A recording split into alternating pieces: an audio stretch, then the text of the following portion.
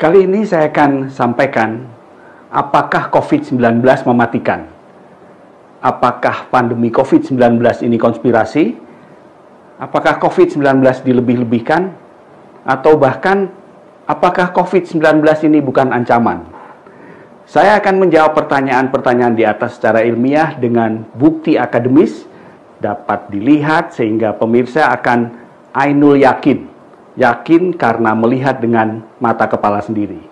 Yang akan saya sampaikan ini mungkin sedikit menakutkan, jadi saya mengingatkan Anda yang agak takut dengan otopsi, mungkin Anda harus mempertimbangkan kembali untuk melihatnya. Saya ingin menyampaikan suatu hasil otopsi yang dilakukan barusan saja pada bulan April 2020 ini atas 12 pasien di rumah sakit di Hamburg, Jerman oleh Dr. Dominik Wichmann dan kawan-kawan. Jadi yang diperiksa ini adalah pasien yang meninggal dunia karena COVID-19 dengan usia 52 sampai 87 tahun dengan rata 73 tahun, 9 laki-laki, 3 perempuan. Dengan komorbid atau penyakit penyerta 50% adalah penyakit jantung, 25% penyakit paru obstruktif menaun, dan 25% lagi berbagai macam komorbid yang lain. Nah, dari materi ini dapat disimpulkan bahwa otopsi itu dilakukan atas 6 pasien dengan ditemukannya 6 RNA virus COVID-19 di hati, ginjal, dan jantung. Dengan penyebab kematian gagal paru atau yang disebut sebagai acute respiratory distress syndrome. Dan juga dapat ditemukan tromboemboli atau jendalan sumbatan darah pada berbagai organ penting manusia. Ada juga laporan kasus dari Dr. Kayla Casey bulan April 2020 dari studi yang dilakukan di rumah sakit Sinopharm Tongji Wuhan yang juga sudah dirilis di New England Journal of Medicine dengan komorbid hipertensi, diabetes, dan stroke.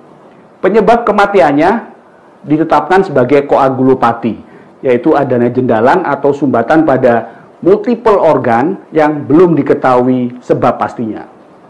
Jadi dari sini dapat disimpulkan, satu, terbukti bahwa COVID-19 ini mematikan. Apakah mematikan untuk semua? Tidak. Hanya pada risiko tinggi di usia lanjut dan penyakit-penyakit penyerta. Lalu siapa yang rentan? Yang rentan 20%, yaitu yang di atas 45 dan atau dengan komorbid. Selanjutnya siapa yang fatal? Yang fatal adalah 6-7% dari semua total populasi yang positif COVID-19.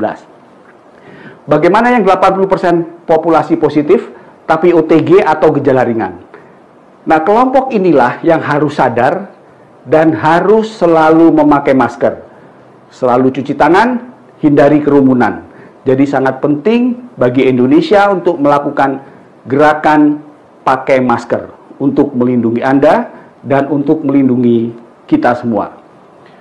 Yang pertama saya ingin sampaikan, dalam slide itu akan tampak studi yang dilakukan oleh Dr. Dominik dan kawan-kawan di rumah sakit di Hamburg atas 12 pasien yang meninggal karena COVID-19.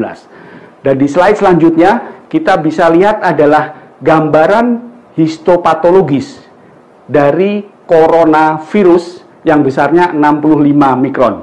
Sementara pada gambar yang selanjutnya bisa Anda lihat, nah ini adalah gambaran dari CT scan paru yang normal.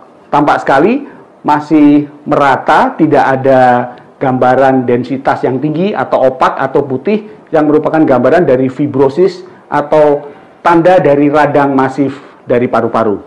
Nah, di CT scan yang selanjutnya bisa dilihat bahwa hampir 90% bagian paru dari CT scan itu tampak putih atau ini yang disebut sebagai GGO atau ground glass opaque. Slide selanjutnya itu adalah foto dari hasil otopsi atas jaringan di paru. Tampak sekali yang tampak biru itu adalah tromboemboli atau adanya sumbatan pada arteri dan vena di paru.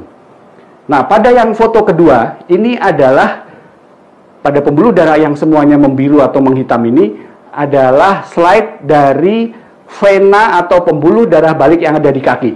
Ini disebut sebagai deep vein thrombosis atau trombosis yang terjadi pada pembuluh darah balik di tempat-tempat yang jauh dari paru. Pada slide yang selanjutnya adalah foto yang tampak dari hasil otopsi pasien yang menunjukkan fibrosis pada jaringan paru. Nah, sekaligus juga tampak tanda-tanda koagulopati pada prostat. Nah, pada slide yang bisa kita lihat selanjutnya ini adalah foto potongan dari hasil otopsi pasien yang meninggal karena COVID-19. Paru-parunya akan seperti sponge atau seperti busa yang menyerap sangat banyak cairan, yaitu cairan radang, sedemikian rupa sehingga paru ini bila ditimbang akan jauh lebih berat dari hasil otopsi paru yang tidak terkena COVID-19.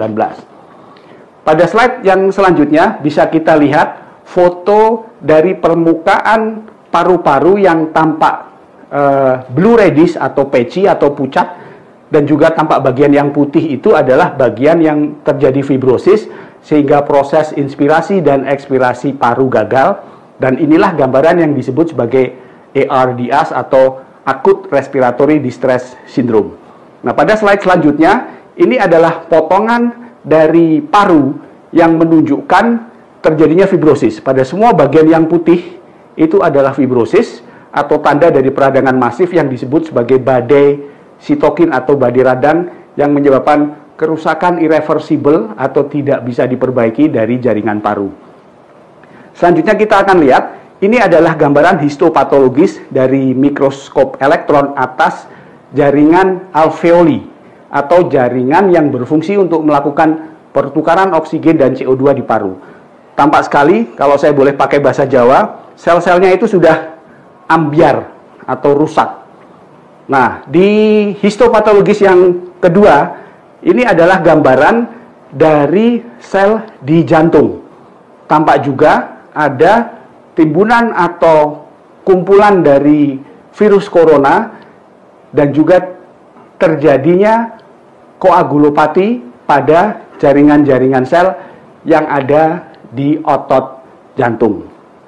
Jadi bisa kita simpulkan, kerusakan yang terjadi ini adalah kerusakan yang merata multiple organ, bukan hanya di paru tapi juga di jantung, di ginjal, di prostat, dan di pembuluh darah. Nah, ini adalah gambaran yang sederhana dari yang disebut sebagai trombosis atau gumpalan atau sumbatan pada pembuluh darah balik atau vena di kaki. Nah, itu adalah yang terjadi di superficial atau di permukaan.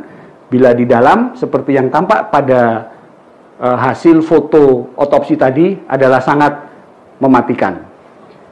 Nah, kita bisa lihat dari gambaran-gambaran tersebut, betapa ini semua akan sangat mematikan. Jadi, kita bisa simpulkan, risiko-risiko yang menjadi komorbid atas keadaan di jantung adalah orang dengan usia 45 atau lebih. Bisa juga pada usia yang lebih muda tapi angkanya sangat kecil. 85% adalah 45 ke atas. Risiko yang lain adalah perokok, tekanan darah tinggi, kolesterol tinggi, diabetes, kegemukan, dan juga kurangnya aktivitas.